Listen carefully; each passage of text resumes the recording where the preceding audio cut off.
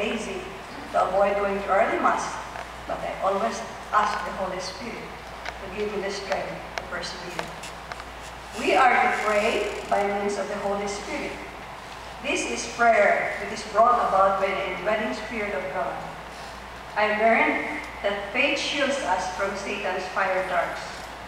These darts are temptations which seem overwhelming and insistent or compulsive, and come about suddenly from no clear source.